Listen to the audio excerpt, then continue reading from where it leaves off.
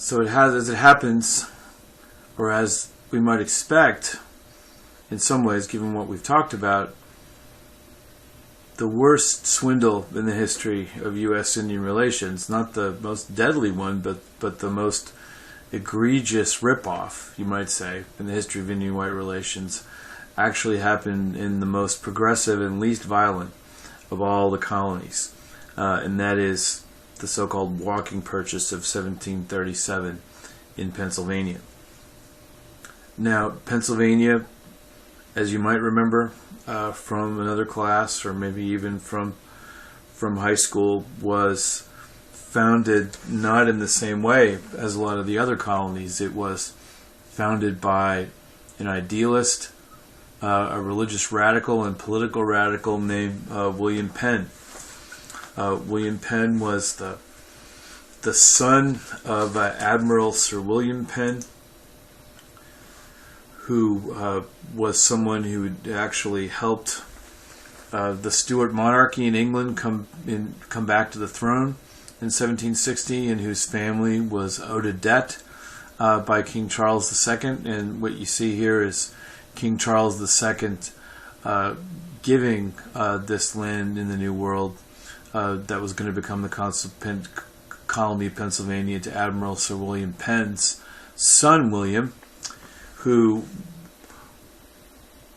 was happened to be a rich kid, nobleman, who had gotten involved with one of the radical movements of the time. He had become a Quaker who had a lot of extreme beliefs, which included pacifism. So William Penn was not someone who was going to go attack the Indians or use some of the tactics that the others did. So William Penn planned the colony of Pennsylvania as the most progressive place he could, and decreed that the Indians be dealt with fairly, that they be paid fairly, and they not be that the coercion and trickery was not going to be used against them.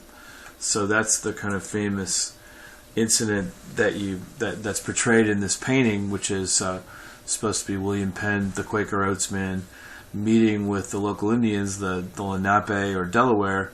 And as you can see, it's there's many different versions of this painting, because you can see you've got the fair price being paid with the trade goods, and the whites being respectfully meeting with and peacefully meeting with the Indians, and most importantly, this giant document being signed to symbolize the peaceful and progressive nature of this colony.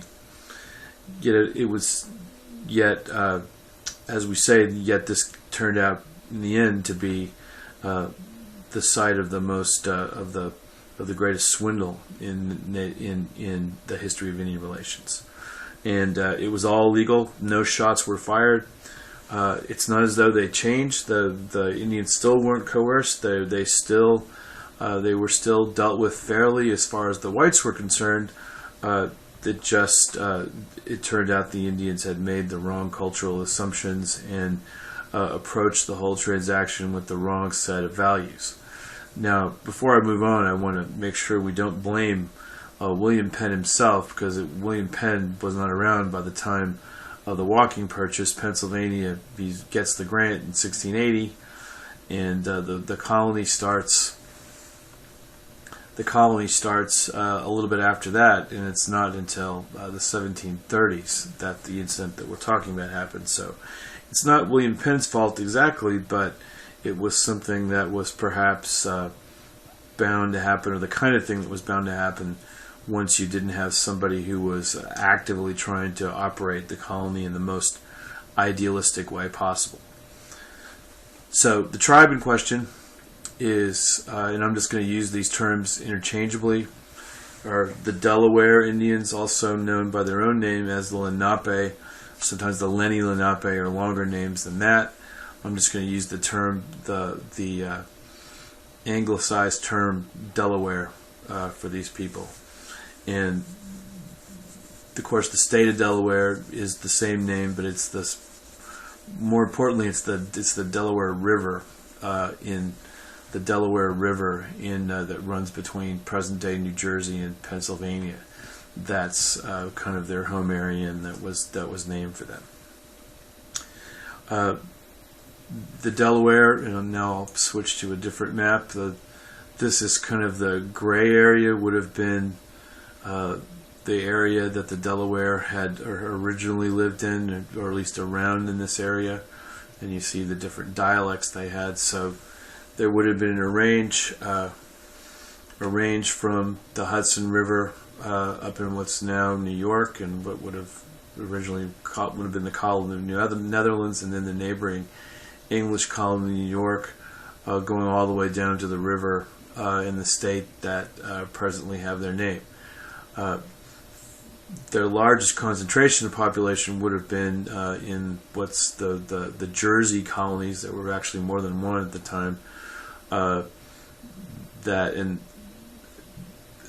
And then they would have sometime before this, as before Pennsylvania started, and kind of as Pennsylvania starting, then they would have started to move across the Delaware River. So they'd already sort of been displaced to some degree by the time Pennsylvania comes along. And as you can see here, when we'll come back to this later, they actually move a lot farther away than that later on, partly because of the events that we're going to talk about. Now, the Delaware were Iroquoians. Their language and culture would have been very close to the Iroquois farther north, and the Huron farther north and west. But they were happened, and it was their misfortune to happen to live a bit nearer where whites landed, and to be caught between the Delaware, between the whites and the Iroquois. The Iroquois, who, as we're going to see, don't deal very well with their relatives, the Delaware, and in fact, the Delaware kind of find themselves caught in a kind of vice between the whites and the Iroquois, and that'll come up several times later on. So, change the map now, and we'll look into this. This is the one that we'll stay on for most of the rest of the time. So as we said, many of the Jersey Delawares had moved west across the river by the time Pennsylvania had started to join another group of Lenape villages made up of the relatives and followers of a sachem called Nutimus. I'll do a closer in map to let you see this. Nutimus was someone who had actually grown up on the east side of the river, but had moved in an earlier time. Kind of in what you're seeing here, this is the hunting range that Nutimus had. So basically, by the time Pennsylvania gets started, this is the Lenape are kind of increasingly concentrating in this area along the Delaware River. And just to give you a sort of sense of where things are, they would have been. This is north of Philadelphia. The main Philadelphia was the town that, of course, that William Penn started. Town where that was the locus of population, and this whole area around Philadelphia would have been the main locus of population for the Pennsylvania colony.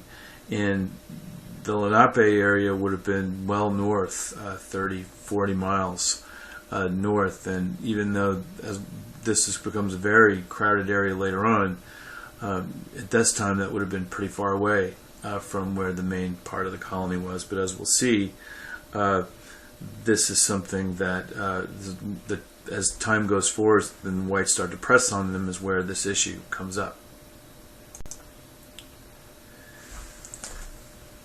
The area where the Lenape villages were concentrated, were around Nutimus's town, was an area that was known as the Forks of the Delaware, which is the area where what whites later came to name the Lehigh River, where that empties into the Delaware River. And this became, as you can see over here, this became a heavily industrialized area, and you can see the two rivers coming together and near the present-day town of Easton, Pennsylvania, and this would have been at its kind of industrial height in the early 20th century. And you can see how crowded it was and how industrialized this area became. North of this area, however, this would have been,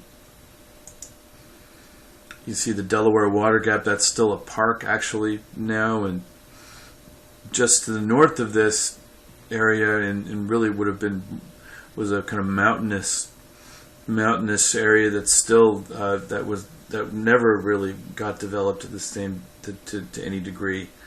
And as you can see, the mountains get much larger north of there, and it becomes quite a wild area. So where Nudimus lived was a kind of place that was between something that kind of stayed a bit of a wilderness sort of forever, and an area where they could actually live and hunt a bit more easily and have what access they would want to white trade goods. So the forks of the Delaware was the area where those villages were. The Lenape believed, according to their old agreement with William Penn, which we saw William Penn holding up in the other picture, that the territory north of this creek here, which, and this is a key bit, you see this creek, it's labeled Tohickon Creek on here on a modern map, but there was some confusion over what the names were and what stream was considered what. As far as none of us as people were concerned, that their territory was everything that was north of this creek. The town is north of this creek, the hunting territory is north of this creek, and then you go up into the mountains later. So as far as they were concerned, they definitely had everything north of this creek, and they didn't think they'd actually sold much of the rest of the area near here either. At any rate, the colonies, though, is expanding. People are coming north. People coming north from Philadelphia, and whites were starting to move into this land by the 1730s. And when challenged by the Indians, whites claimed that the colonial government, that the colony of Pennsylvania, and that the Penn family, who were the actual owners of the colony, the people who could grant land and sell land as they saw fit. The whites claimed they already had the rights to that land. Nudimus complained to William Penn's sons, John and Thomas Penn, who had succeeded him as praetors, that land had never been sold, that whites had no right there. The Penns merely shrugged, saying they had no idea where the exact boundaries of their father's old purchase were. And in fact, there weren't very good maps, and the descriptions were kind of vague. So what it was decided was that they would all work this out in a more formal meeting in the year 1735, where they would actually hammer out what the boundaries were and make sure that everything was being done according to the old agreement with their father, William Penn. Now, the younger Penns were much different people than their father. They were not such serious Quakers, and they were quite a bit more interested in the money. And also a different type of person was the man that they picked to negotiate this new treaty, this new meeting with the Delaware, which was the Chief Justice of the colony of Pennsylvania, the head of the court system, and also the person who ran Indian affairs, the man you see pictured here, named James Logan. And Logan was somebody who drove a hard bargain and was not going to do everything he could to kind of exploit this situation to the best of his ability. So he shocks the Indians when they come together for the meeting by producing an old deed, which of course they couldn't read, from this old deed from 1686 rather, in which he claimed the Delawares had sold all of their land west of the Delaware River. So to go back to the map, then see, here's the Delaware River. They're living over here, and James Logan suddenly produces a deed where he claims that they'd actually sold all their land already, according to a piece of paper that he had. That, of course, the Delawares had actually no idea what it actually said. Nuttamists argued that this couldn't possibly be correct because, as he saw, as the names that were read to him, that were the Indian names that were on the deed, he said those people, because who would have lived much closer down here, and 40, 50 years earlier, who, say lived 30, 40 miles away, 40 or 50 years earlier, that they couldn't possibly have even had rights to this land, that they wouldn't have had hunting territory that far north, and they wouldn't have had any rights to sell anybody anything. And as Nuttamists pointed out, this was often the way that these situations played out, where one group of Indians would sell the rights to a place that they didn't actually have the rights to, and that was one of the problems with the whole idea of white deeds and contracts, which is all they really needed to do was to get somebody to sign, and it didn't necessarily matter who, when the ownership rights were meant as little as they did to the Indians, only just being hunting rights, and when there was no documentation proving who had the rights to what. So this happened over and over again, and this was something Nuttamists pointed out that must be what was going on in this case. Nuttamists hoped that he could get some backup in this claim from his relatives and friends in the north, the Iroquois.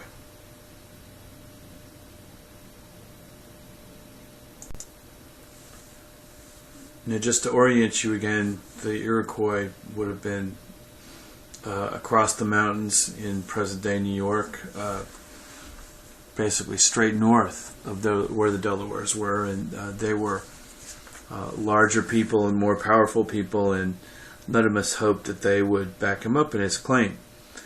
Now, unfortunately for Nuttamists and for the Delawares, the Iroquois turned out not to be quite so trustworthy, at least not with regard to them, who they regarded as their little sisters, as they sometimes said, and even though they were a matrilineal people, they didn't necessarily mean that in a nice way. As it happened in a separate meeting, James Logan and this man who pictured here is somewhat fanciful. Actually, I think it's an old tobacco label. Conrad Weiser, or Conrad Weiser, who was a kind of famous friend of the Indians, a man who, in German, who in some respects meant well to them, but in this particular case, he and Logan convinced the Iroquois in a separate meeting with no Lenape present to confirm that the forks of the Delaware area had already been sold, and the Iroquois, in return for various considerations, were happy to do that. In August 1737, Logan presses the issue home with the Lenape, pushing for a second deed to confirm the old one from Nuttamists and Company. So what you would call a confirmatory deed, to sort of hammer out and write down now what the actual boundaries were. Logan then showed the Indians a map, and of course this is over several different meetings, right? This is not just one meeting. Showed them a map purporting to indicate the lands that had been sold in 1686. Nuttamists and his people believe what you see here, that their land was north of this first creek and south of this river. So north of what came to be called Tohickon Creek and south of what came to be called the Lehigh River. Logan's map showed that the Penns owned the land to the south of a stream that was shaped on the map and placed on the map not like the Lehigh River, but much more like this other creek.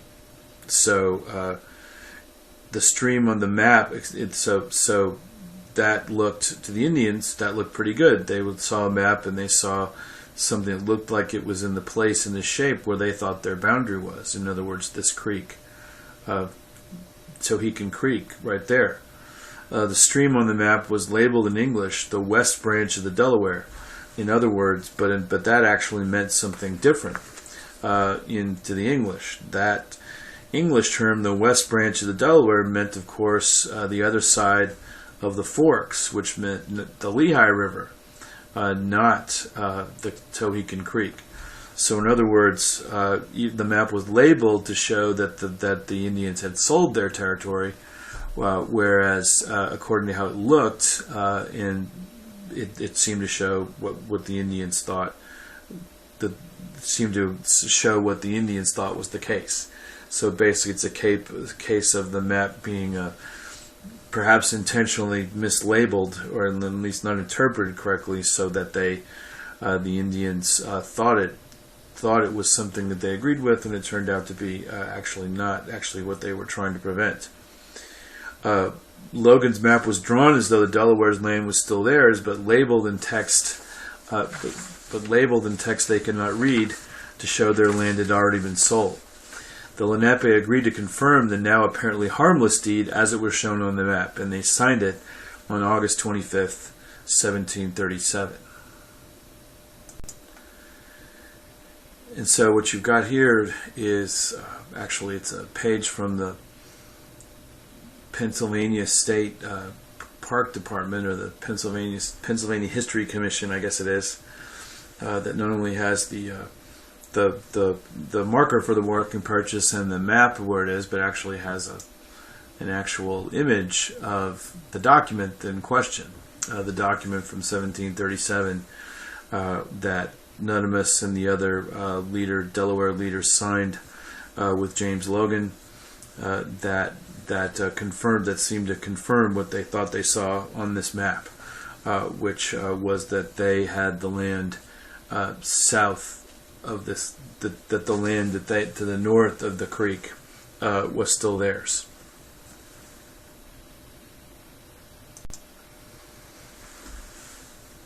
And if you look on this, you can actually see, I believe this would be James Logan's, here's James Logan's name at the top. And then, of course, as you can tell, since very few of these Indians, they wouldn't have been able to write, but you can see the names of the Indians in question. I'll try to get this. Of the Indians in question, with various clan markings to show they had signed. So here's a legal document, and we can go over here and see James Logan's name right there, along with all the other people who were there to negotiate this. So what you have here is a perfectly legal document, according to as White saw it, and something that the Indians had signed to, that even though it was inaccurate, that was going to be perfectly legal and valid in any English court. And but we're still getting to the part where the Indians find out that it's inaccurate. So Nudimus and his people were probably misled into signing the deed that you can still see over. In fact, I think I can get these so you can kind of see both of them.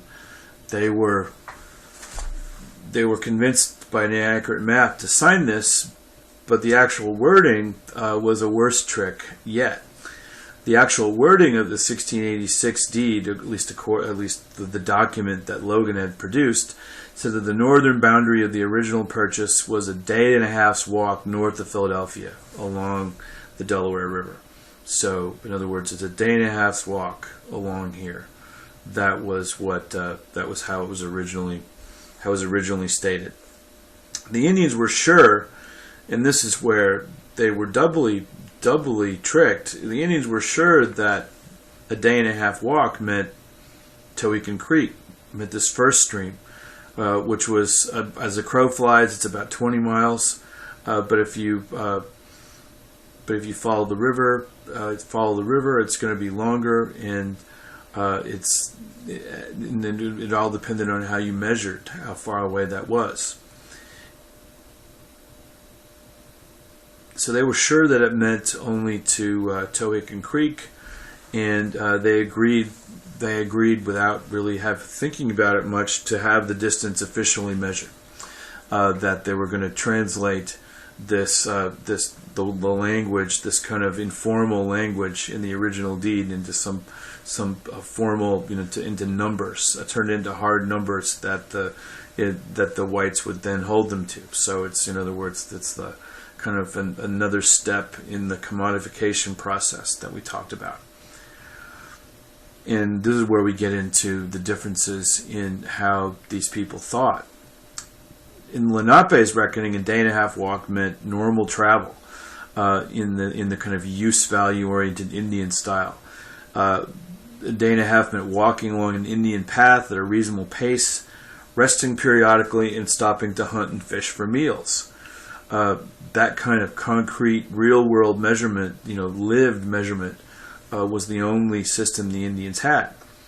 But James Logan, who had some investments in the area, was building an ironworks at the forks, an ironworks in the area. He needed some of the timber for fuel from the forks area. He had other plans. He intended to exploit the exact wording of the 1786 deed for its full exchange value. So when it comes time to measure the actual distance by walking the day and a half, September 19th, 1737, the Indians discovered just how much he was going to exploit it. Instead of a normal day and a half's walk, a path had been specially cleared through the trees, and 3 of the colony's best young athletes were hired to do the walking. The White Walkers traveled on the main highway north from Philadelphia, not along the riverbank. They followed behind horses loaded with provisions to make sure they would never have to stop. Even with special provisions, only 2 of the 3 whites actually made the walk. Lenape observers started to go along. When they realized what was happening, they quit in disgust by nightfall, saying, "You run. That's not fair. You was to walk." Instead of measuring what the Indians considered a day and a half walk, the whites exploited the vague terms of the agreement to maximize their gains, and walked not a normal day and a half, but as far and as fast as a man possibly could go in that time, jogging behind horses all day long and eating on the run. The walkers were well north of Nuttamus's land by the end of the first day. On the second day, at the end of 18 hours walking as measured by a watch, they had gone not 20 miles but 55 miles from Philadelphia and taken some 1,200 miles of land from the Delaware. So as you can see, if we go back to this map, then the Delawares thought that they might have given up everything south of here, and in fact they got so far, they got 55 miles north, to the point where not just to here, but everything up all this. In other words, if we back this out a little bit so you can see the legend of the map, the boundaries of the walking purchase then extend all the way up to the New York border and include basically all the land along the Delaware River. So far beyond anything that the Indians, basically something even a little bit beyond what Logan had claimed. They'd taken, so they'd gone 55 miles north of Philadelphia in their walk. They had taken some 1,200 square miles of land from the Delawares. And what this episode then encapsulates is the different assumptions that whites and Eastern Woodlands Indians took into their economic and political dealings with each other, and how advantageous the situation was for whites eager to maximize their wealth infinitely by whatever means presented themselves. Maximizing their gains, where the Indians try in getting the full exchange value according to the letter of the wording of the documents, as opposed to the sort of real world understanding, the use value understanding that the Indians had. And we can talk about this in class if any of this is unclear, but that's the walking purchase, so-called because of the walk that was done, the so-called walk that was done to measure it off. And if any of you all can walk 55 miles in a day and a half, you're doing quite well.